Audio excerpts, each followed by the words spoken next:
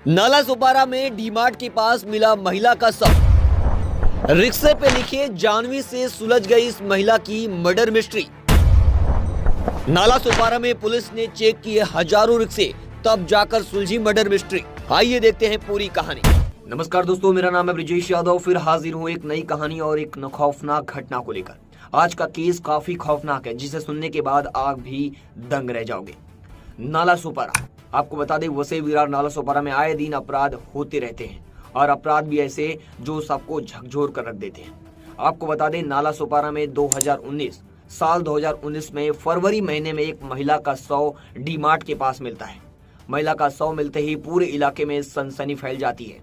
फिर मौके पर घटनास्थल पर तुलिज पुलिस स्टेशन की पुलिस पहुंचती है और महिला के शव को अपने कब्जे में लेती है। कब्जे में लेने के बाद पुलिस पोस्टमार्टम के लिए महिला के शव को भेज देती है।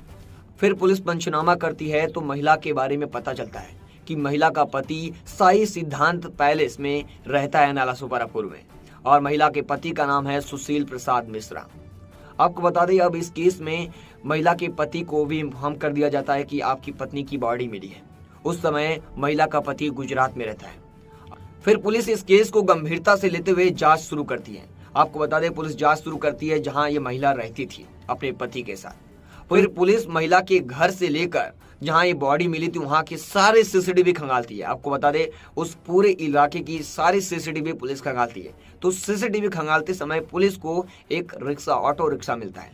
ऑटो रिक्शा में जानवी लिखा था। आपको बता दें, जानवी तो लिखा था, लेकिन ऑटो रिक्शा का जो नंबर था वो साफ सुथरा नहीं मिल रहा था। इसलिए पुलिस की जो मुश्किलें और बढ़ गई थी। अगर ऑटो रिक्शा का नंबर मिल जाता तो पुलिस डायरेक्ट कांटेक्ट कर सकती थी, ऑटो चालक को उठा सकती थी, लेकिन नंबर नहीं दिखता है, यानी कैमरे में नंबर साफ सुथरे तरीके नहीं दिखता है। इसकी वजह से पुलिस की मुश्किलें बढ़ जाती है। अब पुलिस को ऑटो पर एक जानवी नाम लिखा हुआ मिलता है। फिर पुलिस उस जानवी लिखे हुए रिक्शे की तलाश में जुट जाती है और पूरे नाला सुपारा इलाके में लगभग 4000 रिक्शों की तलाश करती है, लेकिन उस जानवी नाम का रिक्शा नहीं मिलता है। फिर पुलिस तलाशती रहती है लगातार रिक्शों को। आखिरकार वो जानवी लिखा हुआ रिक्शा पुलिस को मिल ही जाता है। फिर पुलिस उस रिक्शा चालक को उठाती है और उससे लगातार पूछताछ करती है, तो वो सारी कहानी बताता है और इस केस में 4 लोगों का नाम बताता है। एक महिला और उसकी 2 बेटियां और एक उस बेटियों का प्रेमी। इन 4 लोगों को पुलिस इसके निशानदेही पर उठाती है। पुलिस इन चारों लोगों को गिरफ्तार करती है और पुलिस स्टेशन ले आती है, और फिर इन चारों से भी पुलिस सख्ती के साथ पूछताछ करती है। जब पुलिस इन चारों से पूछताछ करती है तो एक खौफनाक कहानी सामने निकल कर आती है। आपको अब पूरी कहानी एक बार फिर विस्तार से बताता हूँ। महिला का जो पति था सुशील प्रसाद मिश्रा, इसकी 3 पत्नियां थी, यानी इसने 3 शादी की थी। पहली पत्नी गांव में रहती थी और दूसरी पत्नी नाला सुपारापुर के डॉन लेन में रहती थी अपनी 2 बेटियों के साथ, और जो तीसरी पत्नी थी उसके साथ सुशील प्रसाद मिश्रा रहता था। जो तीसरी पत्नी की मौत हो गई, यानी इसकी बॉडी मिली है, इसकी हत्या हो गई है, और तीसरी पत्नी के साथ सुशील प्रसाद रहता था। आपको बता दें, दिलचस्प कहानी ये कि इस केस में मारने वाला और कोई नहीं, बल्कि तीसरी पत्नी को मारने वाली दूसरी पत्नी ही है। दूसरी पत्नी और पहली पत्नी की 2 बेटियां, यानी इसकी सौतन ही और सौतेली बेटियों ने ही इसकी हत्या की है, और इसके प्रेमी ने। अब आपको ये बताते हैं कि सुशील प्रसाद की दूसरी पत्नी ने और पहली पत्नी की दोनों बेटियों ने सुशील प्रसाद की तीसरी पत्नी की हत्या क्यों की।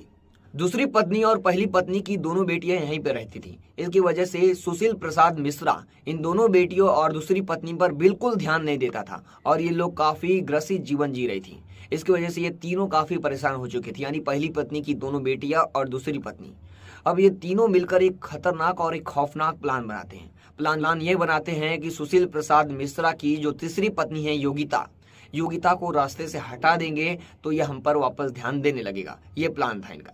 तो इन प्लान के मुताबिक जो दूसरी पत्नी है दोनों बेटियों को बोलती है कि तुम्हें इसकी हत्या करना है, लेकिन दोनों बेटियां बोलती है कि हम तो लड़की हैं, हम कैसे किसी का हत्या कर सकते हैं। तब इन लोगों ने अपने दोनों प्रेमियों को बुलाई, यानी दोनों लड़की अपने प्रेमियों यानी बॉयफ्रेंड को बुलाई। उसके बाद एक आदमी की भी सहायता ली। फिर ये 5 लोगों ने मिलकर योगिता देवरे को रास्ते से हटाने का प्लान बना लिया। आपको बता दें, सुशील प्रसाद मिश्रा कुछ दिनों के लिए गुजरात गया था। इसी बात का फायदा उठाकर ये 5 रात 12 बजे तीसरी पत्नी के घर जाते हैं और बकायदा जो वॉचमैन होता है उसे शराब पिला देते हैं। शराब पिलाने के बाद वो नसीम हो जाता है, क्योंकि वो बॉडी को ठिकाने लगा सके इसलिए वॉचमैन को शराब पिला देते हैं। उसके बाद घर में जाते हैं और उसकी गला घोंटकर हत्या कर देते हैं योगिता देवरे की, यानी सुशील प्रसाद मिश्रा की तीसरी पत्नी की।